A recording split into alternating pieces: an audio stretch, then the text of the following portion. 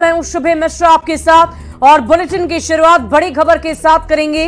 राजधानी रांची से बड़ी खबर आपको बताएं, हेमंत की याचिका पर सुनवाई शुरू हो गई है। झारखंड हाईकोर्ट में याचिका पर सुनवाई हो रही है। कोर्ट में कल्पना सोरेन भी मौजूद है। ईडी शपथ पत्र के जरिए जवाब देगी। काउंटर एफिडेविट सौंपने का भी निर्देश दिया गया था। दरअसल ये पूरा मामला 8.86 एकड़ जमीन घोटाले से जुड़ा हुआ है और इसी मामले में लगातार हेमंत सोरेन इस पूरे मामले को लेकर याचिका उनकी तरफ से दायर की गई है। जमानत याचिका को लेकर पहले भी उन्होंने कोर्ट का दरवाजा खटखटाया, लेकिन उनके रिमांड अवधि को और भी ज्यादा बढ़ाया गया। बड़गाई अंचल की 8.86 एकड़ जमीन से जुड़ा हुआ ये पूरा मामला है। इस पूरे मामले को लेकर आज के दिन ही कल्पना सोरेन भी इस कोर्ट में मौजूद हैं। सुनवाई के दौरान जो उनकी पत्नी है, आपको बता दें कि गांडे विधानसभा में उनकी जीत हुई है। आज ही उन्हें शपथ भी लेना है, लेकिन शपथ पत्र के जरिए ईडी की तरफ से भी आज कोर्ट में उनके पति यानी कि हेमंत सोरेन के खिलाफ जवाब दिया जाएगा। काउंटर एफिडेविट सौंपने के भी निर्देश दिए गए थे। और गांडे की नवनिर्वाचित विधायक कल्पना सोरेन आज शाम 5 बजे विधायक पद की शपथ लेंगी। 5 बजे झारखंड विधानसभा में उन्हें पद एवं गोपनीयता की शपथ दिलाई जाएगी, जिसको लेकर तैयारियां मुकम्मल कर ली गई है। झारखंड के पूर्व सीएम हेमंत सोरेन की पत्नी कल्पना सोरेन ने गांडे विधानसभा सीट से जीत हासिल की। कल्पना सोरेन ने बीजेपी के दिलीप वर्मा को मात दी है और 26,483 मतों से जीत दर्ज कर ली है। कयास लगाए जा रहे हैं कि शपथ ग्रहण के बाद पार्टी उन्हें बहुत बड़ी जिम्मेदारी सौंप सकती है।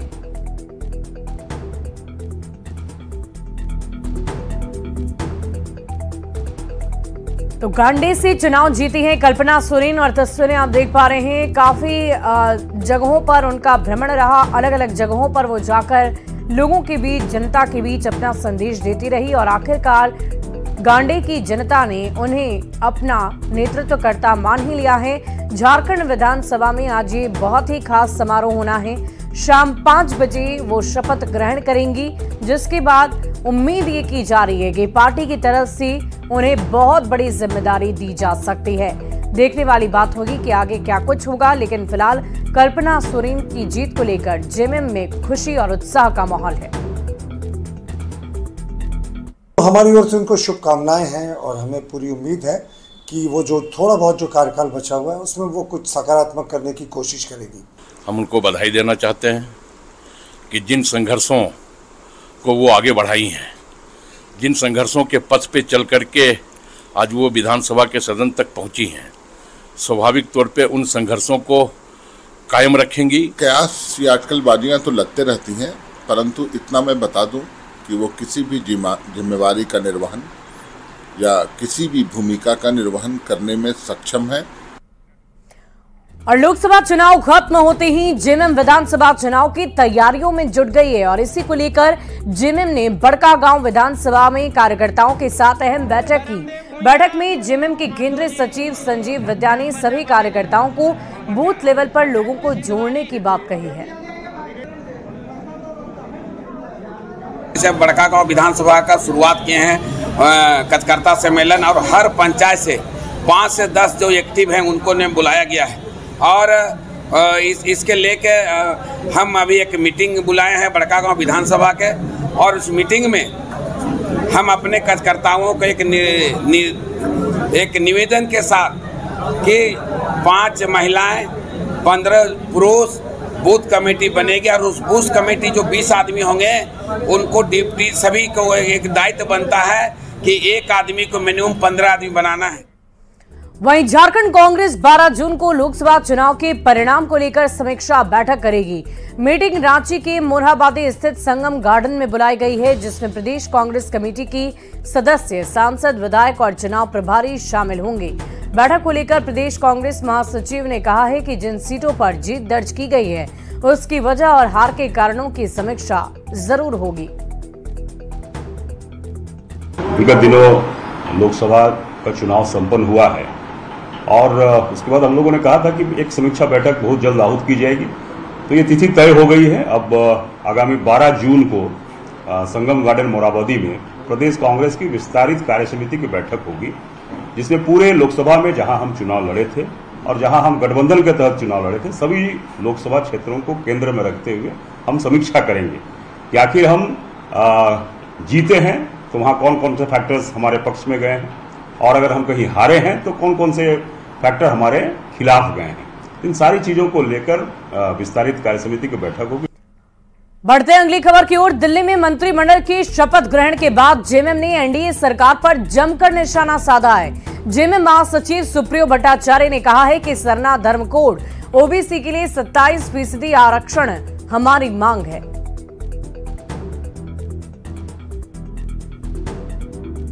हम लोगों ने पहले ही कहा था कि सरना धर्म कोड पिछड़ा वर्ग का आरक्षण 27%, जातीय जनगणना को लागू करने के लिए झारखंड से मंत्रि परिषद में उचित हिस्सेदारी मिलनी चाहिए। प्रधानमंत्री नरेंद्र मोदी ने प्रधानमंत्री का पद संभालने के बाद पीएमओ में अपना पहला संबोधन किया है। प्रधानमंत्री ने क्या कुछ कहा है, आइए सुनते हैं। मेरी कोशिश रही है कि पीएमओ ये सेवा का अधिष्ठान होना चाहिए, पीएमओ ये पीपल्स पीएमओ होना चाहिए, ये मोदी पीएमओ नहीं हो सकता है। और इसलिए मेरे दिल दिमाग में सिवाय 140 करोड़ कोई नहीं, और मेरे लिए 140 करोड़ नागरिक नहीं है, मेरे लिए 140 करोड़ परमात्मा का रूप है। और जब मैं सरकार में बैठ करके कोई निर्णय करता हूं तो मैं सोच रहा हूं कि मैंने आज 140 करोड़ देशवासियों को इस रूप में मैंने पूजा की है और उनके चरणों में मैंने इस योजना के रूप में एक पुष्प चढ़ाया है। उस भाव से मैं काम करता हूं। सफल वो इंसान होता है जिसके भीतर का विद्यार्थी कभी मरता नहीं है।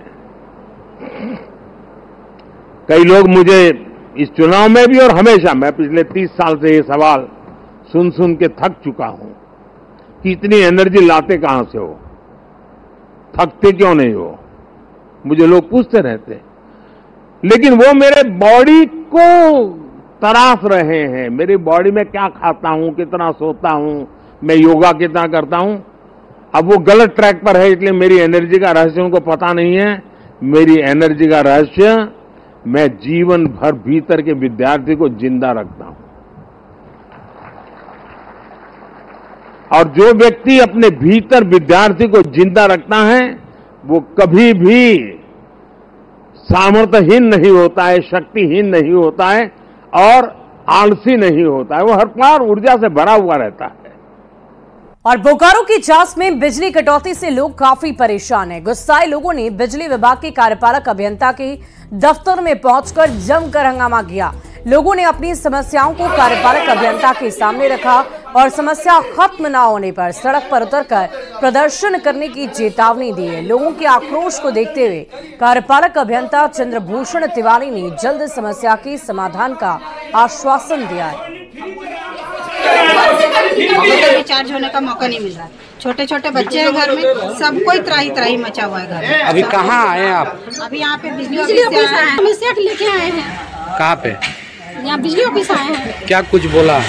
ये तो बोल रहे हैं 2 दिन के बाद 3 दिन बाद ठीक हो जाएगा। अब देखिए 8 दिनों से उत्पन्न बिजली समस्या, जैसे चास में विशेष तौर से रीगल फीडर, गुरुद्वारा फीडर, स्थिति ये हो गई है साहब कि 1 घंटा बिजली है, अब फिर 1 घंटा बाद है, वो भी आवश्यक नहीं है, 2 घंटा भी लग सकता है, 3 घंटा भी लग सकता है। देखिए जो दामोदर रिवर पर जो अभी टावर क्रॉसिंग गिरा है, उसी के चलते लोड शेडिंग करके देना पड़ रहा है, क्योंकि इसी एक ही सिस्टम से चिरा चास एरिया और चास एरिया दोनों अभी फीड हो रहे हैं। तो स्वाभाविक बात है, दोनों जगह लोड हाफ हो गया है, इसलिए लोड शेडिंग करना पड़ रहा है। बढ़ते आगे, अगली खबर सिमडेगा से, जहां अवैध रूप से बालू के उठाव को रोकने के लिए नदी के आने जाने वाले रास्ते पर गड्ढा किया जा रहा है। अवैध बालू के उठाव की शिकायत मिलने के बाद प्रशासन काफी एक्टिव हो गया है। उपायुक्त के निर्देश पर सिमडेगा में शंख नदी के पुल के पास गड्ढा किया जा रहा है ताकि ट्रैक्टर का आवागमन न हो पाए। ये वन ऑफ केस है, इसकी जानकारी हम लोगों को मिल गई है। हम लोग इसको इंश्योर करेंगे कि किसी प्रकार से वहां पर उसके आसपास में उठाव नहीं हो और अवैध बालू का ही उठाव जिले में नहीं हो, इसको हम लोग इंश्योर करेंगे। अगली खबर गुमला से, जहां भरनो थाना क्षेत्र में अवैध बालू का धंधा बहुत धड़ल्ले से जारी है। बालू माफिया कानून को ताक पर रखकर दिन रात अवैध खनन कर रहे हैं। जानकारी के अनुसार मारीसिली नदी और जूरा नगड़ी स्थित नदियों से धड़ल्ले से बालू का अवैध उठाव चल रहा है, लेकिन उसे रोकने वाला कोई भी नहीं है। स्थानीय बालू पर जो है उसमें रोक नहीं लगनी चाहिए। पंचायत का है वो, ग्रेड 1 का बालू पंचायत का होता है। पंचायत उसमें रोक लगाने की बात नहीं है। और अगर बालू को इस तरह से कंट्रोल अगर कर दिया जाए तो लोगों का मकान यहाँ जो टूटा है वो कैसे बनेगा। उसके बाद दूसरी चीज़ है, जो रियल इस्टेट में उतना काम हो रहा है वो कौन चीज़ से बनेगा। सरकार को उससे आमदनी भी होती है, इसलिए इसमें पूरी तरह रोक कोई चीज़ नहीं लगे। जो अवैध बालू है, जहाँ से टेंडर अभी तक टेंडर भी नहीं हुआ है, काहे टेंडर नहीं हो रहा है, टेंडर भी होना चाहिए। और इस बीच धनबाद से बड़ी खबर आपको बताएं, बिचाली नदी गाड़ी में आग लग गई है। धू कर ये गाड़ी जलने लगी। शॉर्ट सर्किट की वजह से आग लगने की आशंका जताई जा रही है। ग्रामीणों ने काफी कड़ी मशक्कत के बाद आग पर काबू पा लिया है। इस वक्त की बहुत बड़ी खबर, तस्वीरें आप देख पा रहे हैं। बिचाली नदी गाड़ी में कैसे आग लगी है, उसकी तस्वीरें इस वक्त आपकी टीवी स्क्रीन पर है। आग इतनी भयावह थी कि धू कर ये गाड़ी जल उठी। बताया जा रहा है कि शॉर्ट सर्किट की वजह से गाड़ी में आग लगने की घटना घटी है। और इधर जमशेदपुर पुलिस के हाथ एक बहुत बड़ी सफलता लगी है, जहां पुलिस ने अपराध की योजना बना रहे 2 शातिर अपराधियों को गिरफ्तार कर लिया है। इनके पास से पुलिस ने हथियार भी बरामद कर लिया। नगर पुलिस अधीक्षक मुकेश लोनायत ने बताया कि आरोपी से 2 अवैध देसी पिस्टल और कारतूस समेत एक कार को जब्त कर लिया गया है। सूचना मिली कि एक i10 कार में सवार होकर 2 अपराधकर्मी बारेडी से हुरलूम की तरफ जा रहे हैं। तो इस सूचना के सत्यापन और आवश्यक कार्रवाई हेतु पुलिस उपाधीक्षक नगर और थाना प्रभारी बिरसा नगर के नेतृत्व में एक छापामारी टीम का गठन किया गया। इस टीम द्वारा जब बिरसा नगर थाना क्षेत्र अंतर्गत मोहरदा बस्ती में चेकिंग की जा रही थी, तो ये गाड़ी जब वहां पहुंची तो इनको रोकने का जब प्रयास किया गया तो गाड़ी को छोड़कर दोनों अपराधकर्मी भागने लगा। जब दोनों अपराधकर्मियों को खदेड़कर पकड़ा गया और उनकी तलाशी ली गई तो दोनों के पास से कमर में एक देसी पिस्टल और उस लोडेड पिस्टल जिसमें 2 कारतूस थे बरामद किया गया। और अगली खबर राजधानी रांची से, जहां शहर वासियों को पब्लिक ट्रांसपोर्ट के लिए बहुत थोड़ा इंतजार करना पड़ेगा। दरअसल इस साल रांची नगर निगम को 244 नई बसें मिलनी थी। जनवरी में ही इन बसों को खरीदने का डीपीआर तैयार किया जा चुका था, लेकिन 6 महीने के बावजूद इन बसों की सुविधा शहरवासियों को नहीं मिल पाई है। 244 बसों में जहां 220 नॉन एसी डीजल बसें थीं, तो वहीं 24 इलेक्ट्रिक बसें चलनी थी। नगर निगम की माने तो बसों के संचालन के लिए टेंडर प्रक्रिया अभी खत्म नहीं हुई है। टेंडर पूरा होते ही बसों की सुविधा बहाल कर दी जाएगी। हुई है, इसके 2-3 कंपोनेंट हैं और उसके जो इंफ्रास्ट्रक्चर डेवलपमेंट के कंपोनेंट है वो काम स्टार्ट हो गया है। ITI बस स्टैंड में और खादगड़ा बस स्टैंड में भी जो निविदा का निष्पादन हो गया है। और इसी बीच धनबाद से बड़ी खबर आपको बताएंगे, जहां जेल में जिला प्रशासन की छापेमारी। SDO के नेतृत्व में ये कार्रवाई हुई है। लगभग 4 घंटे छापेमारी की गई। जेल के सभी वार्डों की गहन तलाशी ली गई है। जेल से फोन समेत कई सामान बरामद किए गए।